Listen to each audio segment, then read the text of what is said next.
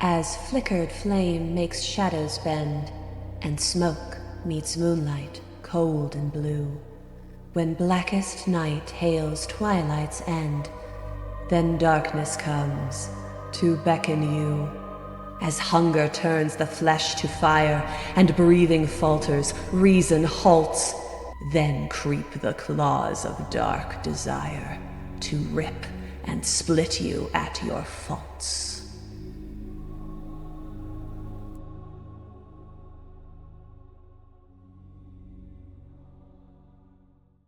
Hello, and welcome back to episode 2 of An End to Hunger.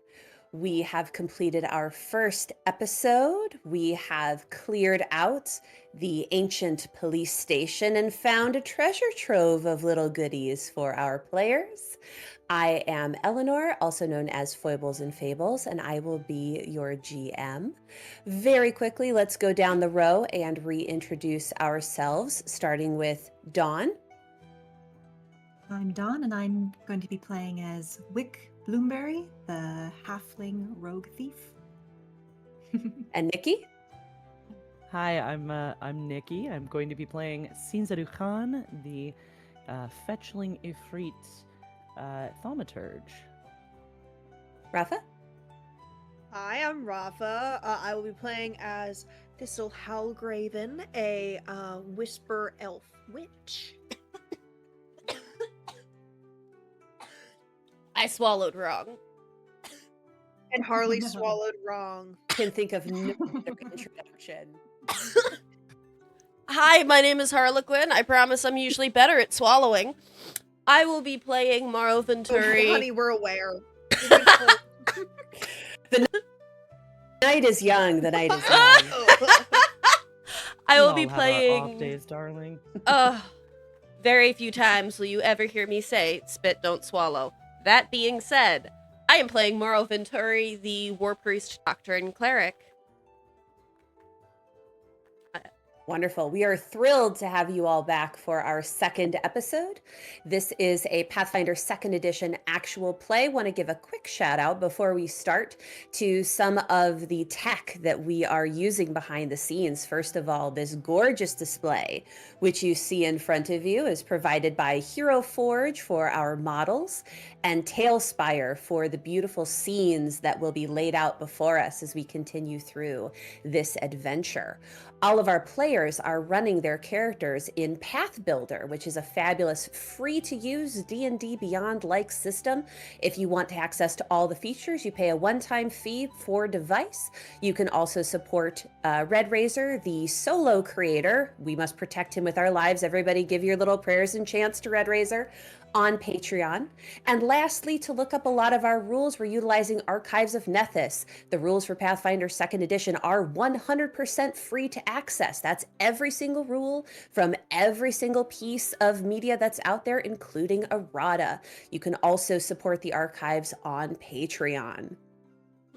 As we jump back into our adventure, we have finished up what fortunately ended up being quite a routine mission for us, but we have acquired some very fun knickknacks. Thistle is wearing a bracelet with the Eye of Horus on her wrist, which was taken from an ancient commander's desk. We have a chunk of hot Sikatite, an ancient sky metal, which is very hard to acquire, which can be used if we find a craftsman who can mold it into something beautiful for us. We have a rather nasty shining symbol of Sekhmet, the Lady of Slaughter's personal symbol, which we found in an interrogation room. And finally, we found a Tekratanen banner, which was locked up in an evidence locker, a symbol of resistance against occupation, which can grant its allies power against sussing out who is an ally and who is an enemy. So as we are leaving, as we are going to report to Count Montcreif, who actually took the contract for you all to clear out, when you are leaving, when your character is finishing up an encounter like this, Do you prefer to take trinkets with you? Do you prefer to sell them? Do you like finding items of value to add to your collection? Or would you rather have the gold to spend on your own personal belongings? So, Wick, our rogue, our performer who loves a little bit of flash and a little bit of fun, what do you like when you leave an encounter? Do you prefer a memento? I would prefer the gold, unless the memento has some sort of, immense power. Something really fun I can use. Fantastic. How about for Cinza? Now, you are a collector of the esoterica. Does that factor in when you're going through these missions? I think so. I think anything of interest is worth taking and figuring out if it's usable by her first and foremost. And then if she determines that it's not for her, not to get too meta or mechanical about it, but if it's something that would be better suited to a wizard type or whatnot, she might sell that or find someone she could trade for. But she likes to collect any bit of arcane objects or things that she can use to better herself. Bring it on, baby. Give me that stuff. Give me that funky stuff. How about for Thistle? As a witch, you have a very special relationship with the world around you, and a lot of things are colored by your relationship with your patron. How does that affect how you like to collect and what you like to keep with you? I think that, especially in her younger years, she was very obsessive about keeping everything. I think now that she's a little bit older, she discerns a lot more. She kind of asks herself, does this thing actually speak to me? Does this spark something inside of me?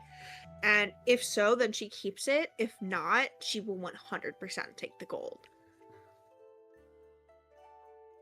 And Moro, you have traveled extensively, but never stayed anywhere for very long.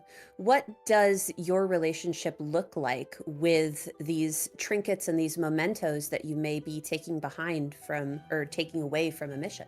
Moro is pragmatic, if nothing else. A lot of her relationship with stuff is, if it's replaceable, then I don't need it.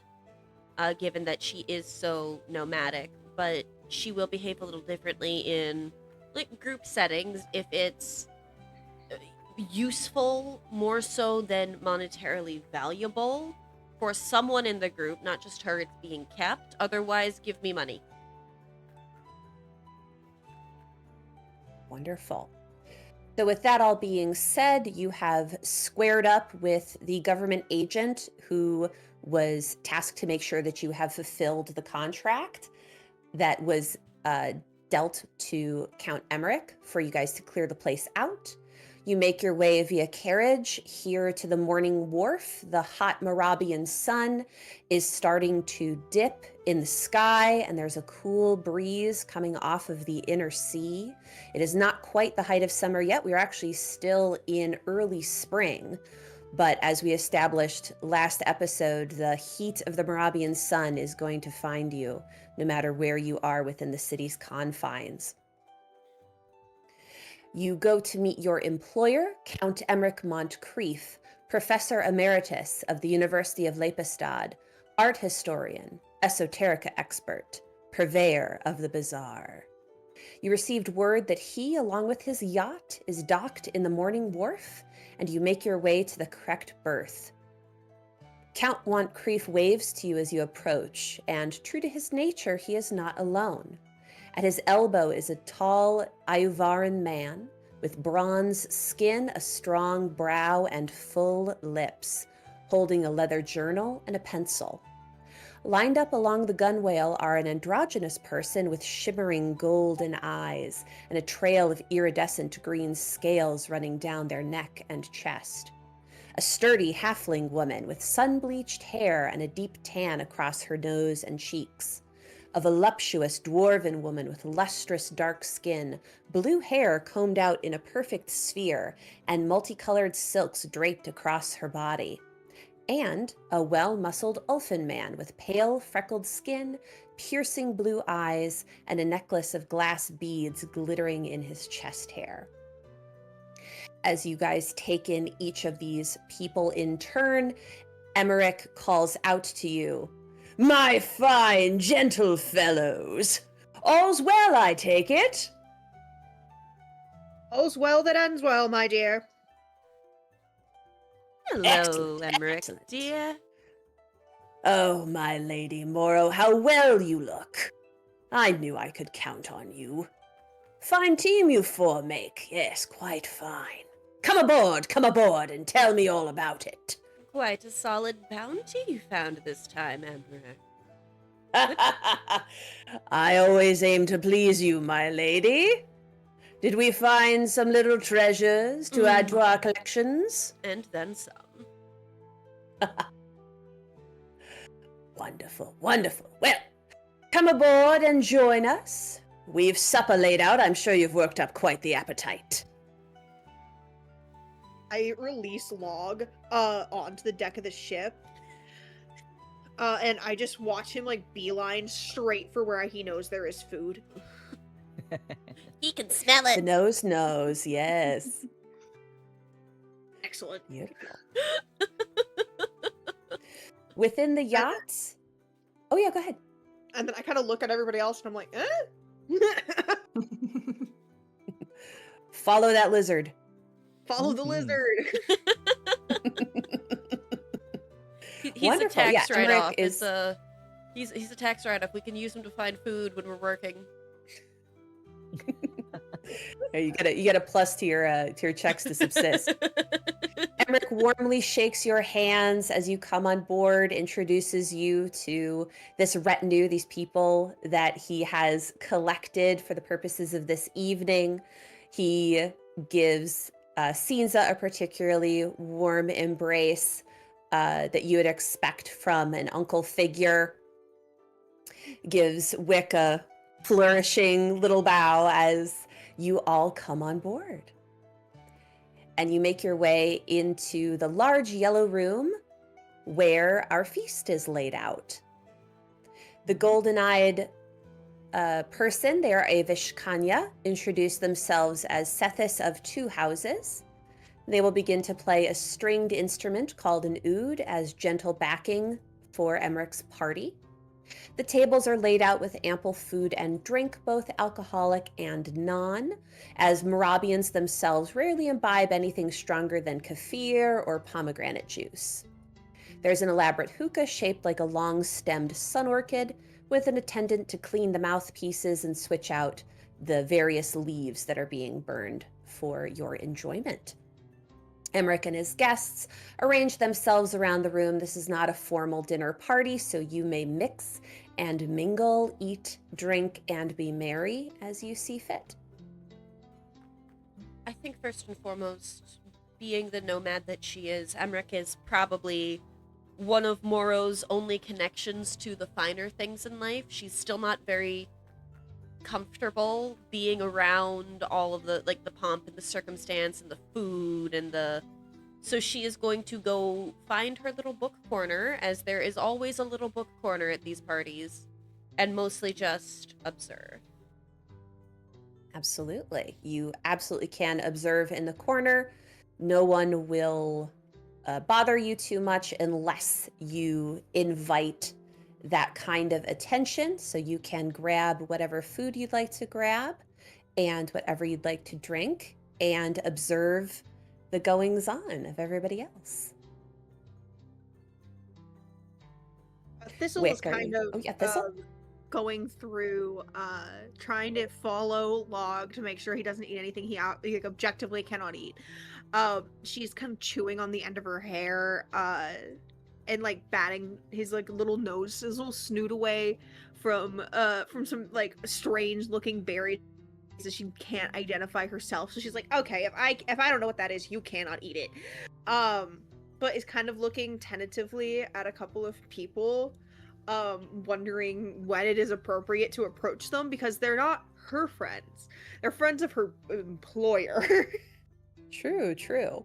So who is catching your eye in this room, Thistle, as you are trying to manage Sweet Baby Log? Well, I noticed, like, the shininess of the one man with the ood. And I'm like, that man is shiny. For why is he shiny? Is it scales? Does he have scales? Can I look at the scales? Would he be offended if I inspected him? If we're talking about offended and inspect, we're going to have to define that term. But, I think because you have a obsession with all things dragon, I think you do know that the Vishkanya people, they hail from Casmaron, from Jalmaray, from further south on Galarian. They have some sort of Ophidian-touched ancestry to them. So a lot of them have snake-like eyes. They do have scales, but they are separate from dragon-blooded people or just straight-up dragonettes, or anybody who has a draconic bloodline like a sorcerer. So they are more snake-like than dragon-like. Unfortunate. Well, Everything now could I be don't so want much to better. talk to him. Just a dragon. Like, why not? Why isn't everyone a dragon? Why am I Honestly, not a dragon? Mood. I ask myself that every day in real life. Why can't everyone be lizards? You know? We have already defined that I got the dragon autism. So Yeah, Thistle canonically has dragon autism. So Yes, you deeply have upset. cataloged Sethis. They are not of the dragon. They're not the year of the dragon. They're the year of the snake. So, unfortunately, not too much Largest to mind there. man available, just size-wise, the large man. Well, we have two. So we have Ronar, I would say, is the wider man. But let's not count out Emmerich. Emmerich is quite wide. But That one's spoken the- for. She the knows better than yeah. that.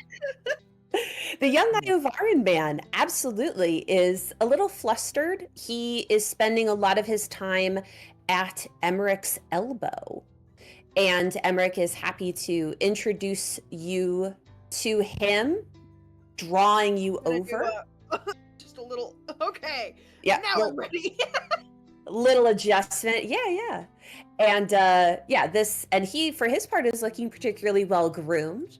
Emmerich introduces, this is Phaleon. Phaleon is Iovaran. Iovaran is the elven word for half elf. And he is half desert elf, in fact, Vernoi. And he is Emmerich's secretary while he's here in Marab. Sinza, you know that when Emmerich travels, he prefers to hire on a secretary who is local. So there's his secretary back in Ustalav who manages all of his affairs there and his house. But when he travels, he'll take on secretaries that have an in to the internal politics, to the history. This really helps him move throughout the different political and the social circles without feeling like he's a foreigner who's, getting duped or having a fast one pulled on him. And Phaleon stammers a little. He's a young man. You'd estimate he's probably no more than 23, 24. This scholarly young gentleman. And, oh yes, Miss Hargrave, it's wonderful to meet you. Count Montcreif has told me so many wonderful things about what you've done and the things that you have worked on together. And it's an honor to meet you. I so rarely meet a full-blooded elf. My tribe are mostly what you would consider to be Iovarans. I have been to Kibwe once, and I was fortunate to meet some of the Oakjay elves there. But this is wonderful, wonderful to meet you.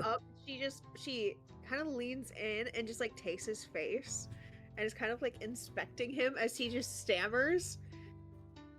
And she goes, "It's quite sweet when they're so young." And Phelan, for his part, licks his full lips a little nervously, and Emmerich laughs and says, "Oh yes, Phelan and I have had a wonderful time here in Marab. He's extremely knowledgeable, extremely curious, which is something we both share." And then she goes, "What are you curious about?" And Phaleon, for his part, says, "Well, I've made my studies, my private studies, elven history and culture. We have so many different cultures all over this world, and I would love to experience more." Excellent. Emmerich, I will be relieving him of duty for the evening. This will work so fast. I will then turn. I'm gonna pick up Log. He has like a whole like loaf of bread in his mouth. And I kind of over my shoulder. I'm like, come along. I feel like there's like bite marks taken out of that pig. Oh, 100%. Like Just, cartoon level. Oh, 100%. The skin flap is still hanging over, so you don't notice at first, and then you try to cut it and it just collapses. Log. Sinza sees this trio power walking towards the door, and she just sidesteps and gives sort of a like on their way kind of flourish. Yeah, you saw and conquered. Sinza, as you turn back around, you lock eyes with Emmerich, and Emmerich gives you a wink that lets you know you have seen this happen. You grew up in the Montcreif house. Emmerich is a seed planter. That's what he enjoys doing. And you see a wink and a sated smile, and you realize that this is exactly what Emmerich intended to happen. And he just goes around, turns, and enjoys the rest of the party. He gathers the dwarven woman, Moya, to him, and the elfin man who introduced himself as Ronar, and he just starts chatting. I think Sinza kind of casts her eyes, like lingering briefly, just long enough to kind of not categorize, but kind of note every single individual left in the party, and like, he picked a spread of food and a spread of individuals for this party, as Sure. usual. And So you're... go Yeah, ahead. go ahead. So one thing you notice, casting your eyes over, pairing up all of you notice that Sethis, as they are playing their oud, are casting the occasional glance over in the corner where Moro is not necessarily sullenly, but certainly quietly observing this situation and eating small bites of food and small sips of drink. She probably But looks not like engaging she's yet. examining her book, but she's very obviously like her face is pointed at the book, but she's like looking up and looking around, and when she catches someone looking at her, she'll look back down at the book. And she's just I think Sinza will go to make a wide pass of the room after. I think she returns Emmerich's wink first and foremost. She kind of winks back or like gives a nod or something, because she's been to enough of these parties that she understands how they work, and also isn't.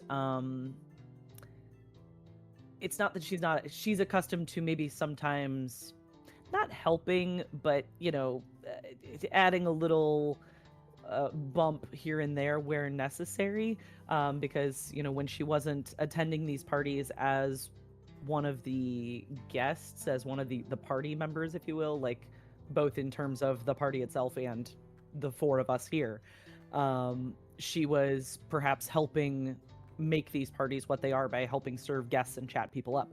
So she's used to the game. She knows what game we're playing.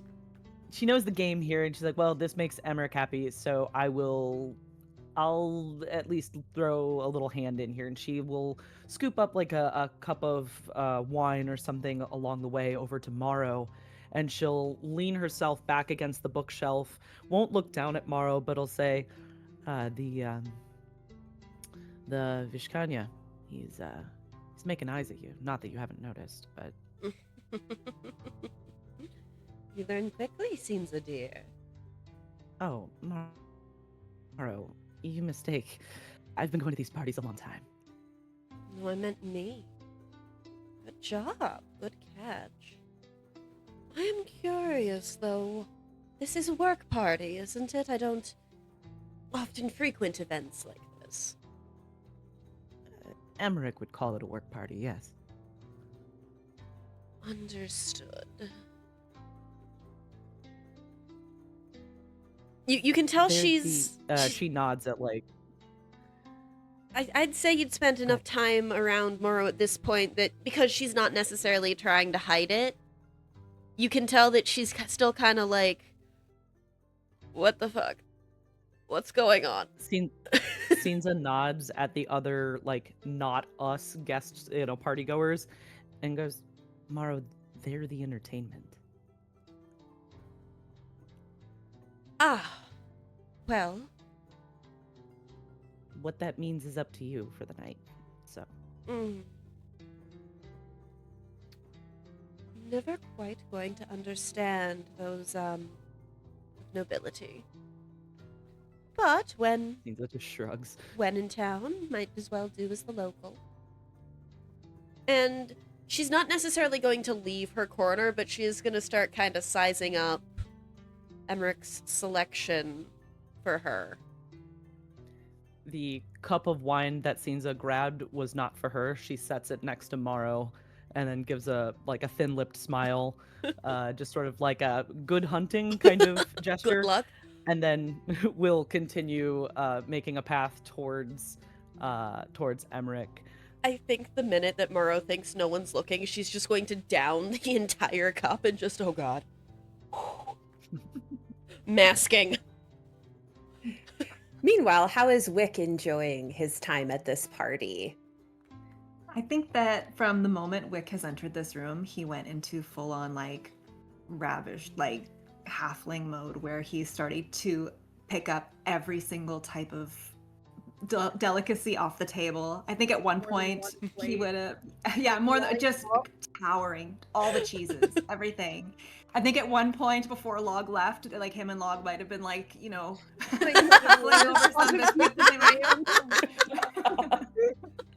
That's why the Going pig roll is for missing a roll. leg.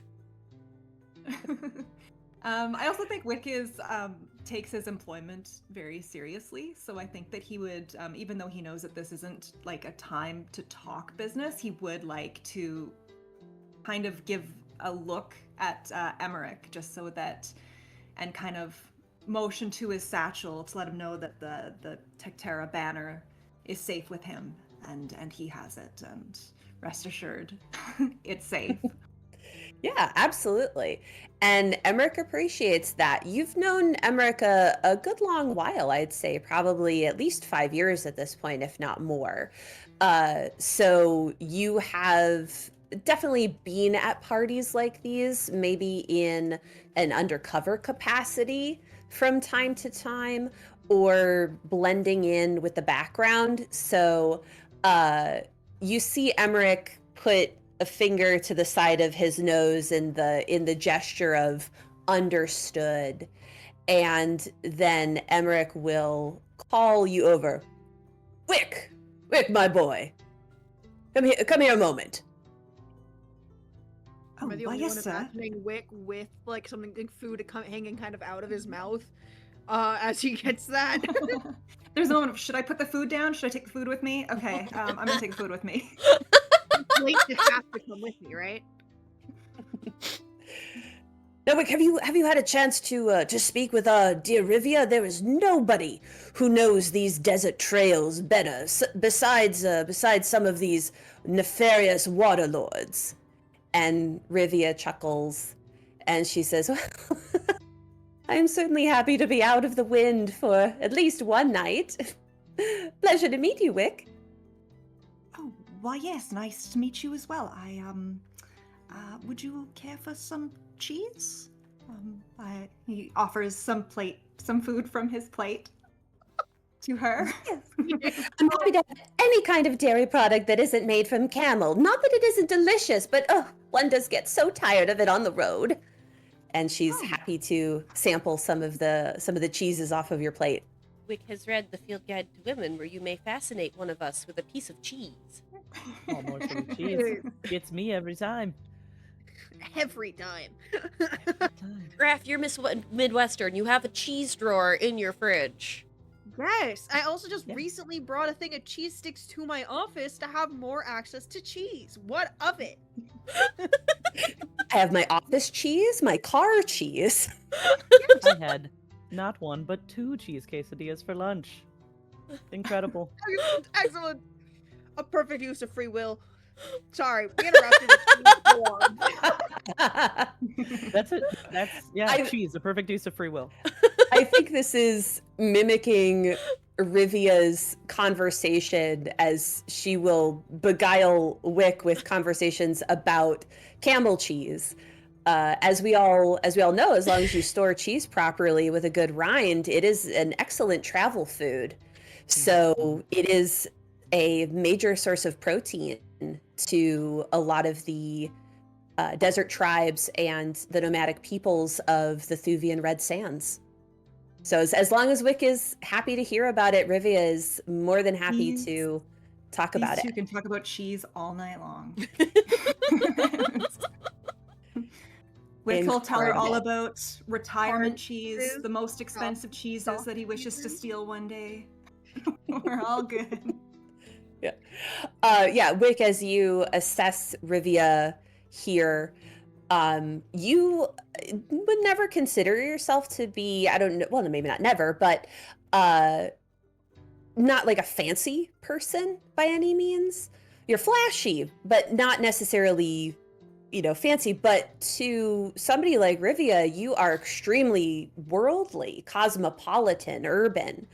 And there's a fascination there for her, since a lot of her time is spent not enjoying these beautiful city-states, the 5 city-states of Thuvia, but rather spent shepherding people to and from, and largely staying outside of the city walls. So you are a very fascinating and fancy character to her. Is Wick picking up on this kind of from her? That is, oh, maybe I should roll. I'll roll for perception. I Yeah, suppose? Absolutely. Yes, we will Game where we sense roll. motive on Miss Rivia. I rolled a 7, and where is my perception? I have not looked at the sheet for a while. Perception should be near the top. It's not under the list of skills. Gotcha. I got a plus 13, so that's 20. Right. Yeah, so with the dirty 20, as you are talking with Rivia, and she's telling you a little bit more about the different nomadic tribes. A lot of them are under the control of water lords who control some of the oases. Some of them, they fall into the clutches of evil divs. They're taken to a dark place called the House of Oblivion out in the desert. So there is a lot of mistrust.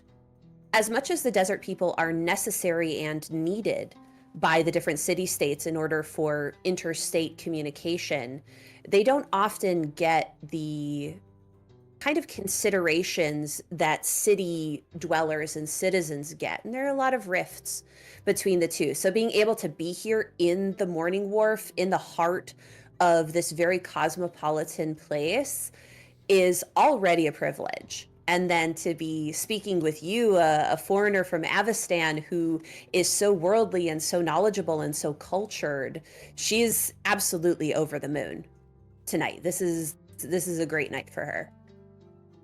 This makes Wick kind of puff out his chest and try to stand a little bit taller. He feels very important, which is important to Wick, being a halfling.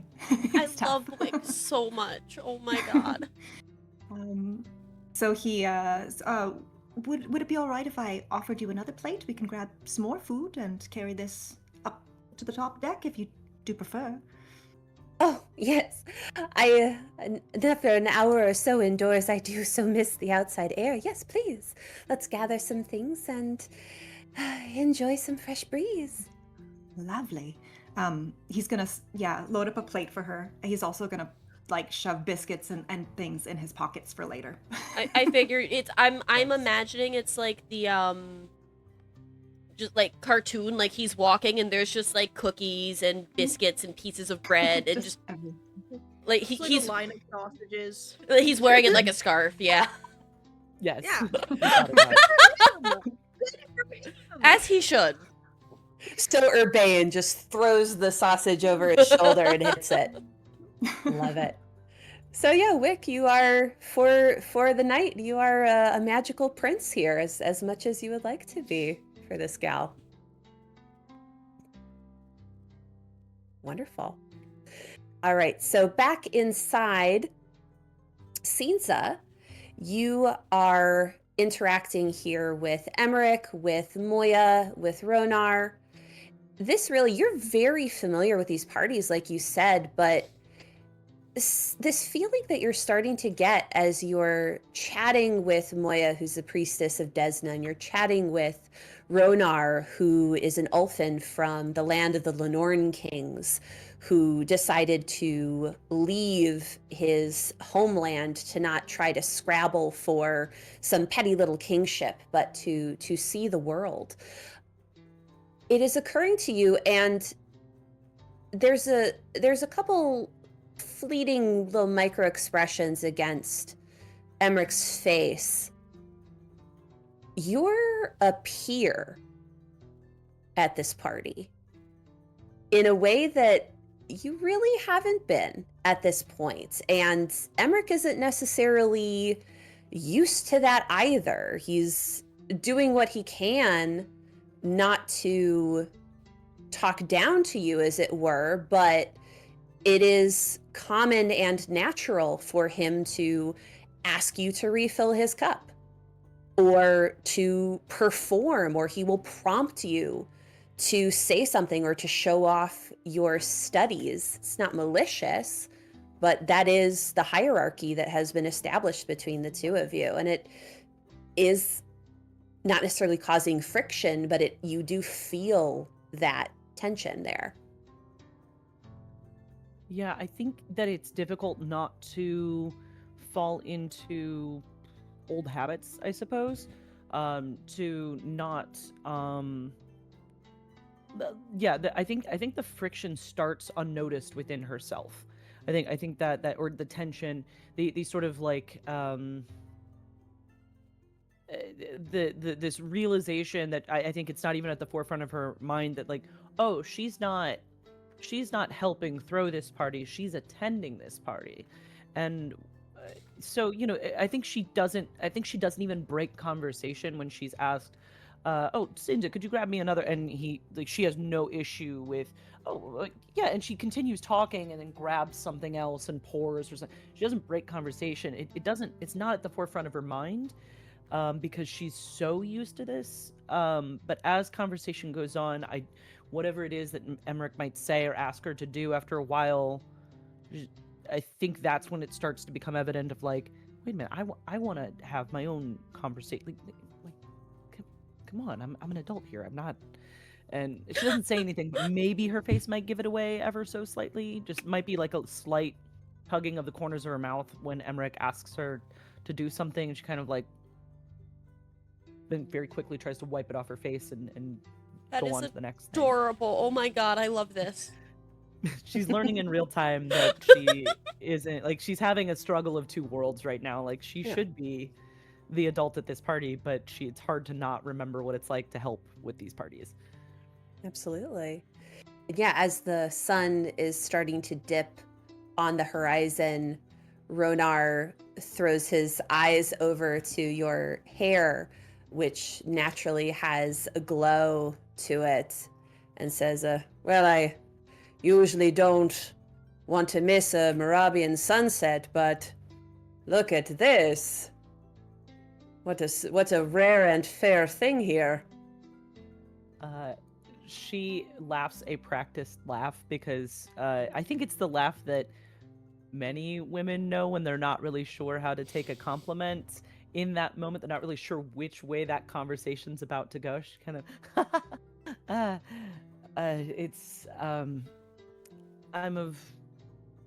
interesting heritage, I suppose. Born in Nidal, but I suppose there was some Ifrit somewhere up the line. And she kind of tosses her hair, and it gives a slight flare like a coal being blown on. And this is how it manifests.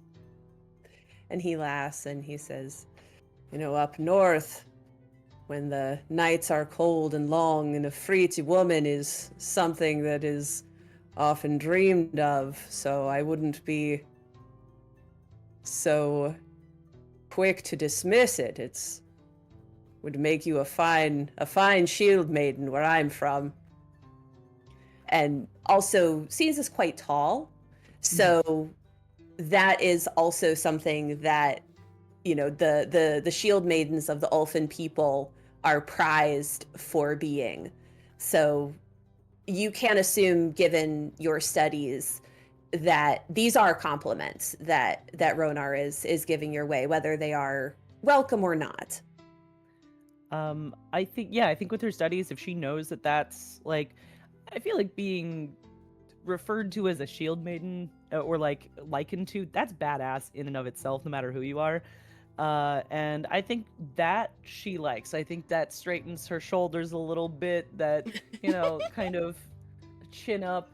She can't hide the fact that she blushes ever so slightly, again, with that sort of like, almost like a glowing coal just hidden by ash just at the apples of her cheeks. And she gives a courteous nod.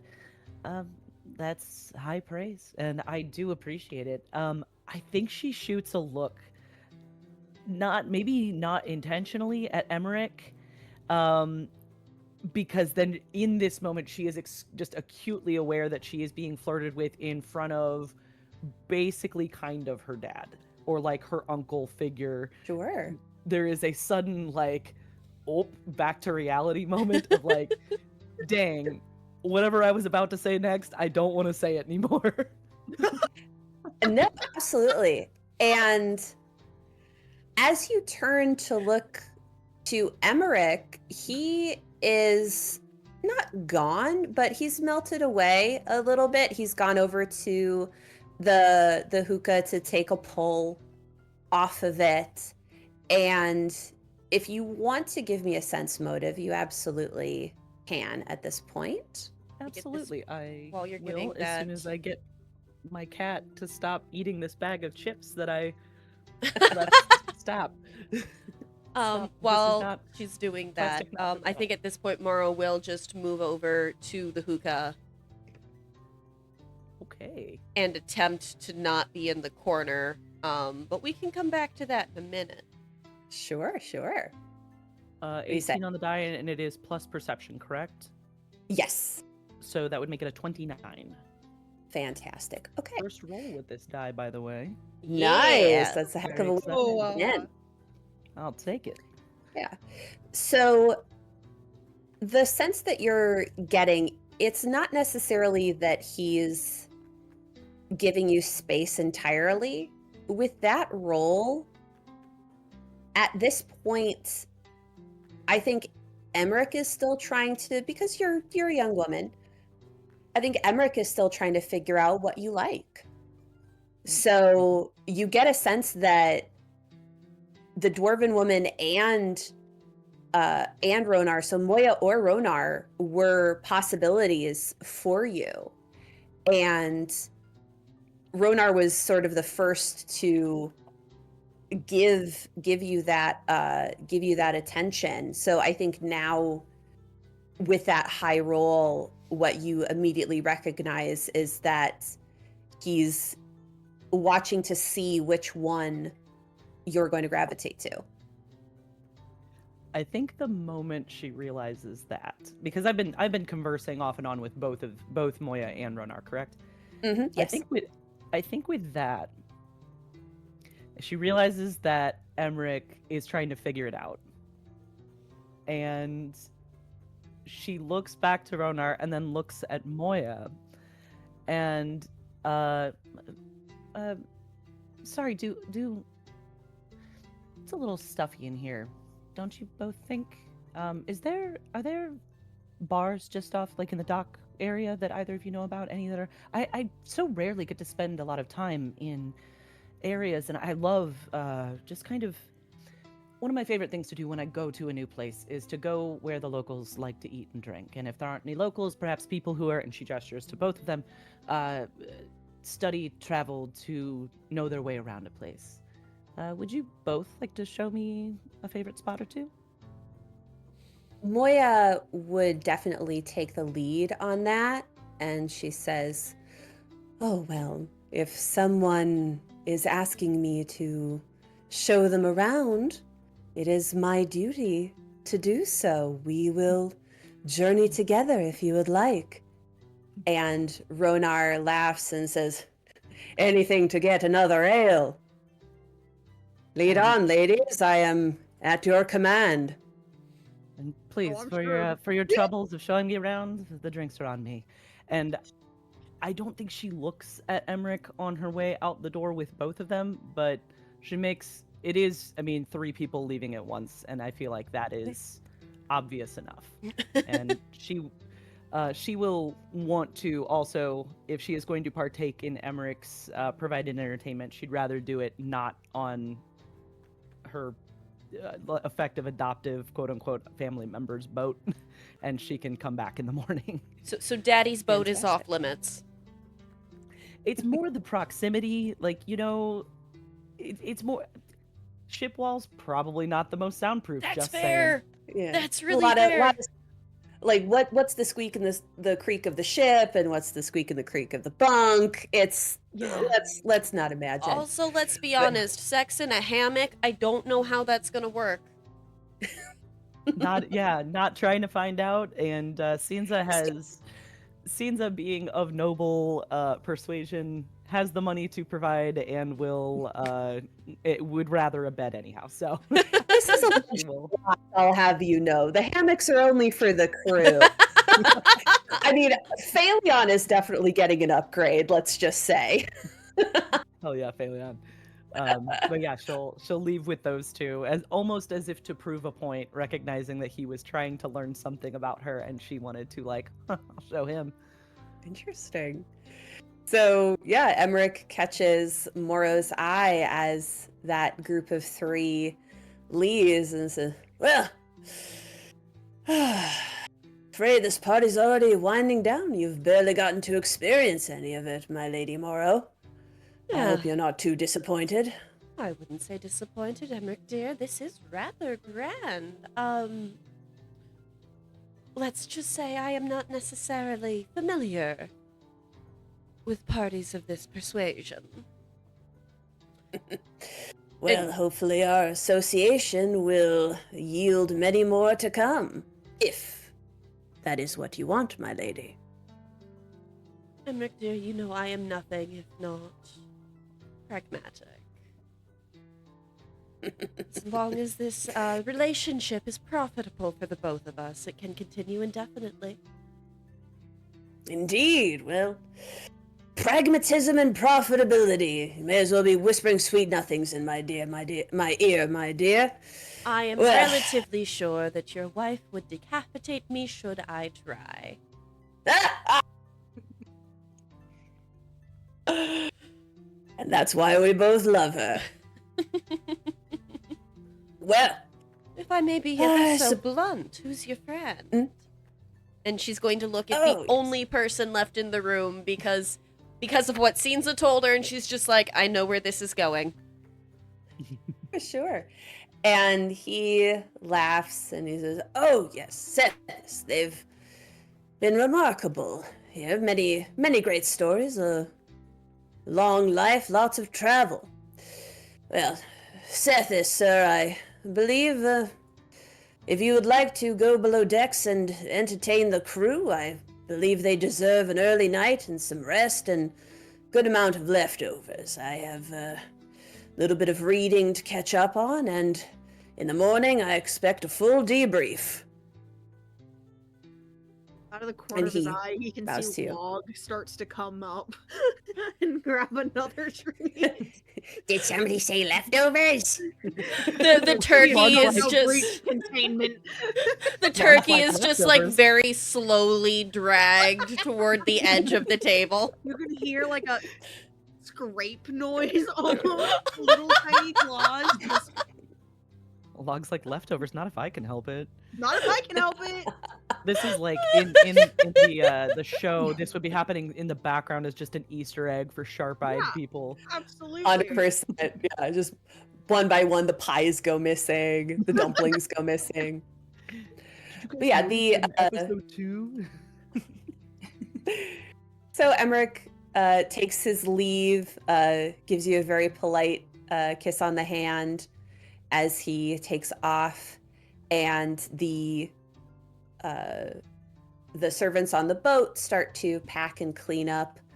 Sethis puts his oud back in its case. And before he And- leaves, she is actually Yeah. going to stop him. Oh no, he's happy to engage with you.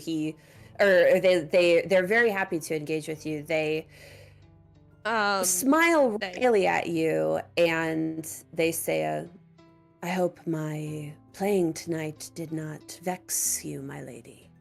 Oh, not at all. I am a rather large supporter of the arts when I do have the means. Let's just say I'm not quite used to environments as fine as these. I have traveled far and wide from my home in the Isle of Jalmaray, up the coast next and Geb, and up through Osirian, and I have found Thuvia very amenable. But I consider myself quite lucky when I am able to attend an event such as this. Do not take them for granted, my lady. I shan't. Thank you for the tip. Would you have a favorite place under the stars you could show me? I have seen the stars from many angles, but reflected in your eye? Now that I have yet to see. Eleanor, I'm gonna need you to not say stuff like that to me and be straight. That's rude. Can't confirm. Very rude. I can't help it. God damn it, you're smoother than I will ever be. 10 out of 10. Just violently shoved out of character there for a moment. But yes, Morrow is going to kind of, as smoothly as she can, try to make her way. I am still blushing, god damn it. Make her way off the ship, and just, I feel like she's a lot more on board for this if she doesn't feel like people can hear her. Oh, absolutely, absolutely.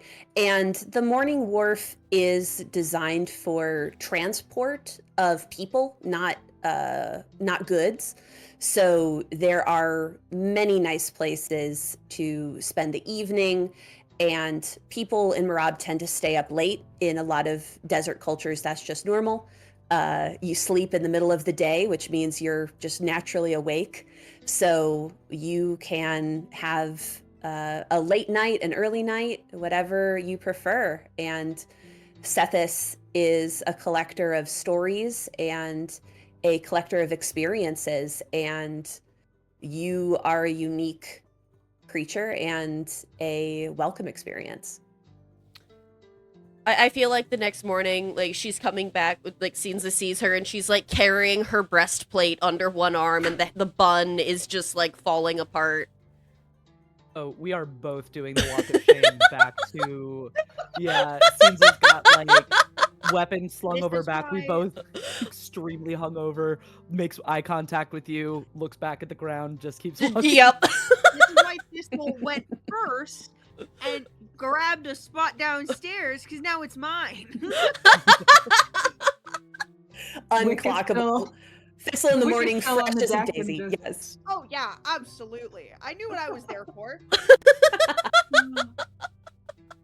Yeah, I mean, This is if my you're first gonna go around pick, the block, okay? yeah.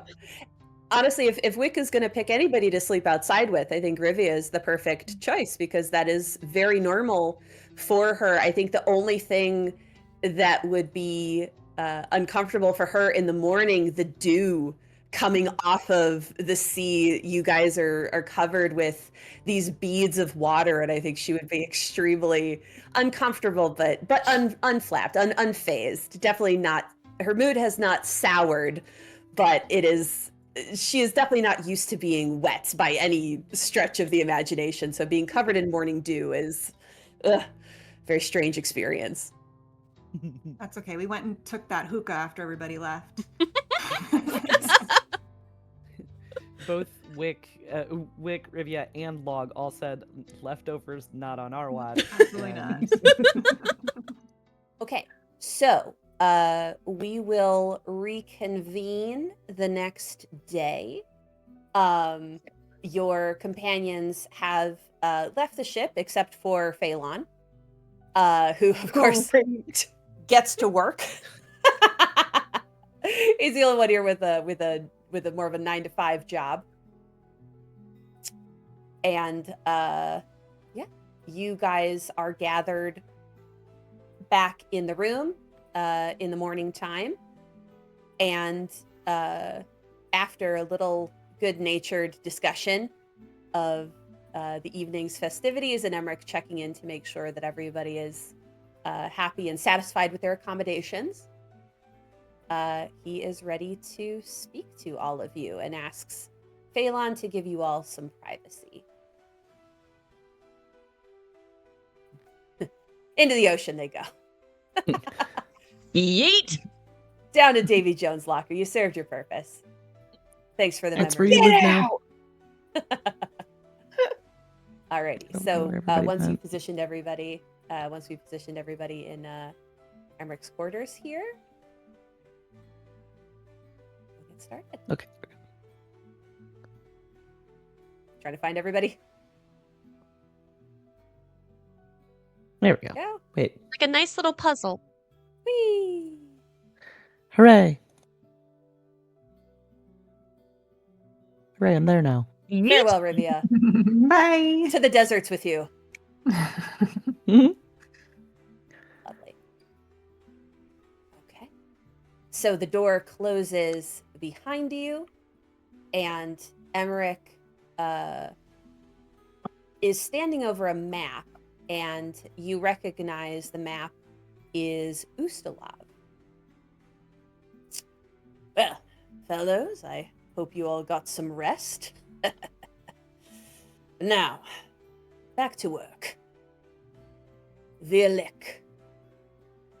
Since boyhood, I've never desired anything more than to know its secrets, to chart its ruins, to catalogue its antiquities. I even thought it might happen when the leader of the Whispering Way met his demise. But then the Whispering Tyrant returned and, well. But fear not, my friends. We'll have them yet. Just you wait.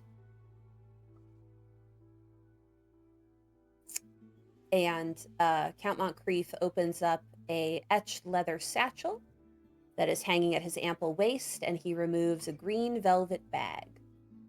He opens the golden strings of the bag and eases out a leaden glass specimen jar. Within the jar, you see a finger-width chunk of ore.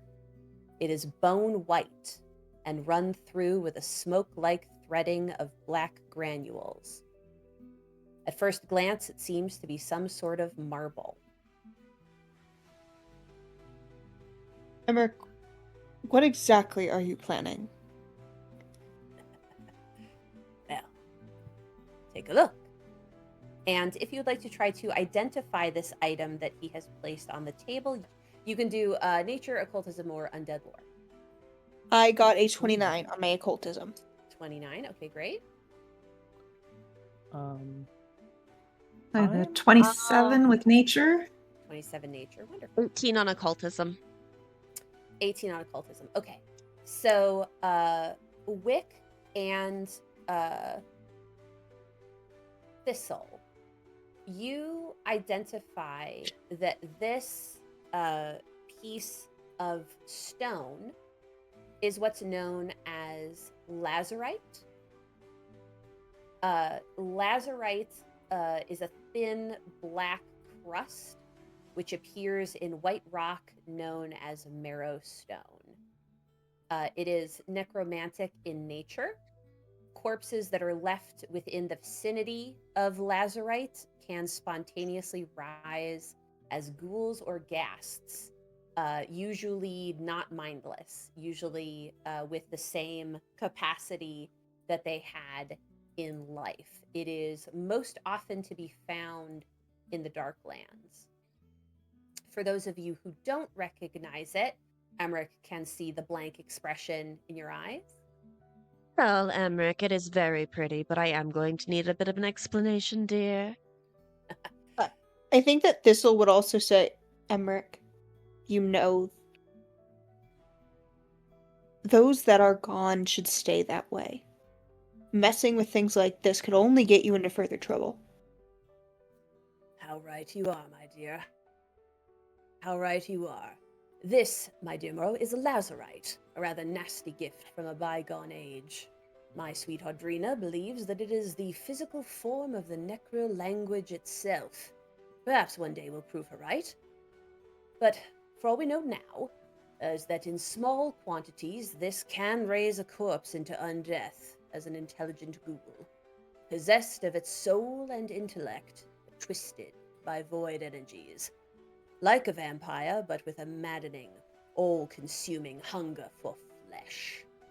In massive quantities, the lazurite can soothe this screaming hunger, but it never truly goes away. But, Thistle, what you have not noticed is this is not lazurite.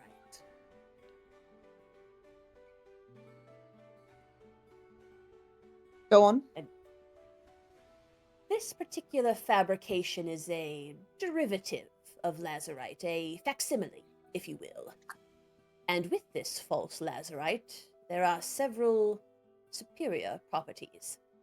Firstly, no amount of artificial lazurite in any quantity ever produced has ever been documented to raise a ghoul.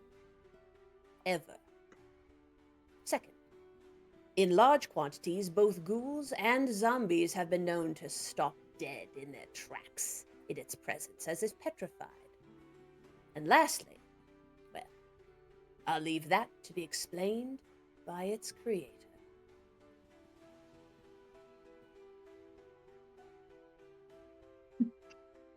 Same exact expression that you just saw. Morrow is very quiet, but the eyebrow goes up.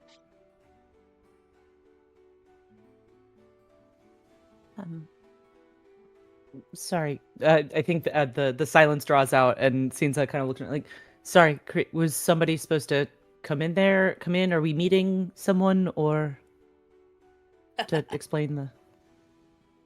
One of our associates is securing the safe passage of the creator of the artificial lazurite.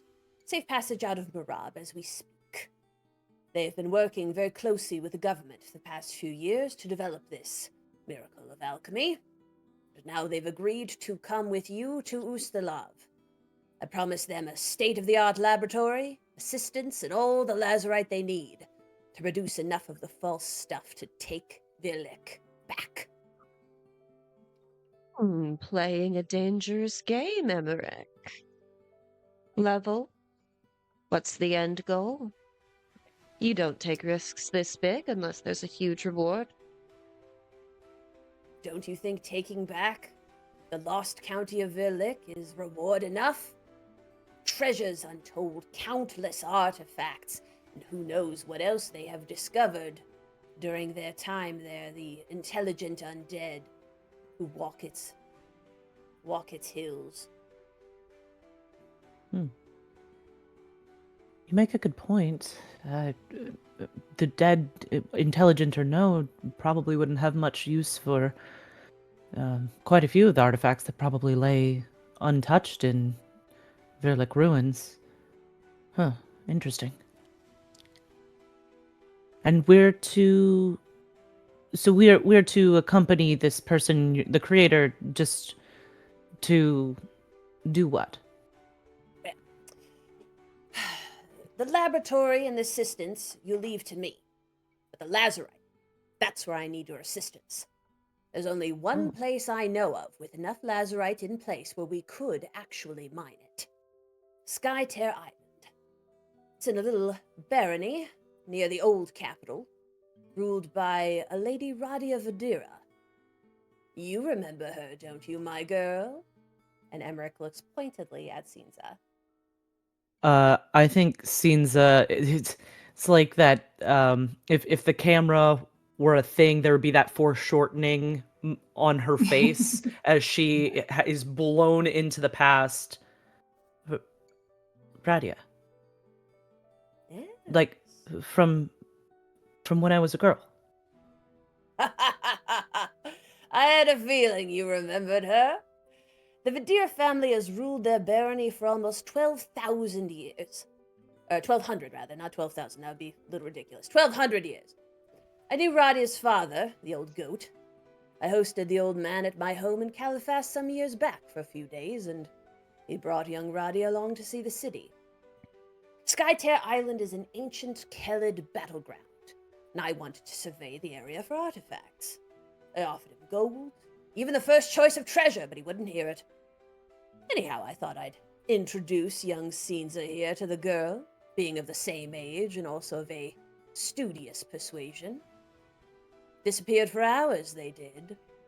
Braiding your hair and making daisy chains, no doubt, right, my Faitza? Yeah, right. But they were gone by daybreak.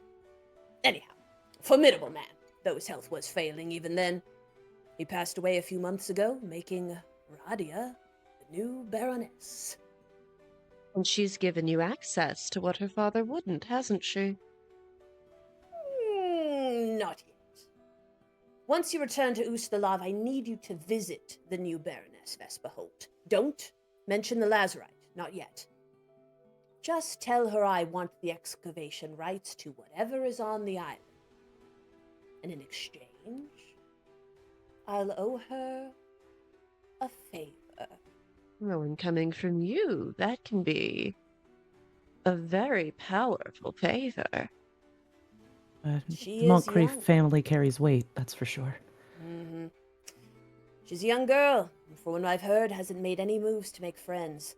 But people like her well enough, and the barony has always been self-sufficient, fishing, logging, a popular hunting lodge for the rich and idle, and they have a well-renowned hospital which serves all the surrounding baronies. Her father ruled for 70 years. He had connections, but most of them out of the country. I want to know what she says. I want to know if she understands the value of a favor in Ustalav. What? And if Why she did doesn't, Well, then you'll let me know, and maybe someone else can finish the job. Cinza dear, you seem to know this Radia better than anyone else. What do you think? Well, I don't entirely know. We met once when I was 11 or 12, and we were the same age. We played together that day. But what? Why did they leave so early the next day? I don't think I ever asked. I don't know. I suppose he figured our negotiations were concluded, much to my chagrin. And this was because he told you no then to the excavation rights? He had said no, but I had more rounds in me of debate, and he could have wheedled me for much more, but the visit was cut short. Sad for both of us, perhaps. Well, again, I haven't seen her in some time, but at least we do have a connection. If she remembers me, that could be used to her advantage. And I remember her as being very nice, and I think she would be reasonable, but basing diplomatic relations off of a play date amongst preteens seems a bit of a stretch. Uh, Amber seems a dear. Everybody wants something. You just need to figure out what that is. yes, as you've mentioned in the past. Well, um, Speaking of wanting, what exactly do we get out of the deal? Continued employment? But you're right, Thistle. Perhaps I am putting the cart before the horse. Your cut of the contract from yesterday, 140 gold, will be delivered into your personal accounts into the Bank of Abadar. In fact, it's already there. There'll be more upon safe journey to Vesperholt, and even more still should this contract come through. And then, of course, you'll need to guard the island and establish the laboratory, and who knows what else may occur. Ustalav is a dark and dangerous place. Sounds like the work of several human lifetimes. Well, I only have my one, so hopefully we'll be able to push this cart now that we have put it behind the horse, right, Thistle? Mhm. Push it forward a little faster than that. this is why Emmerich works fast. Only the one life. So,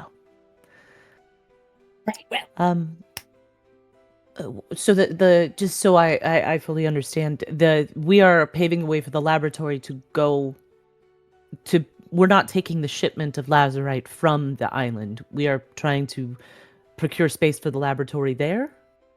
correct. I'll send more details to you as Okay. we go. But first, I've arranged transport for you and the alchemist on a merchant caravan carrying produce from Geb. It's not the most glamorous of accommodations, but it's safe and direct. Plus, all the fruit you can eat. Standard dossier, I assume. Yay. Indeed. Well, any other questions for me, my dears? When do we leave? Well, I believe they're making their passage ready today. I'll have a cart take you down to the Redwater docks. And And that's where we will... Oh, go ahead. where will you be headed from here, Emmerich? Are you headed back to the manor, or do you have business elsewhere? Well, now that I have this burgeoning relationship with the city of Marab, I thought I might explore it a little bit more before heading back to the manor. I have time and a very competent secretary by my side, so why not make the most of it? But rest assured, I will be along in my time. Confidence a word. Thistle's gonna start going to pack up her bag. Perfect. Emmerich All has right. always had a taste for the strange and exotic. Let us know what you bring Audrina back.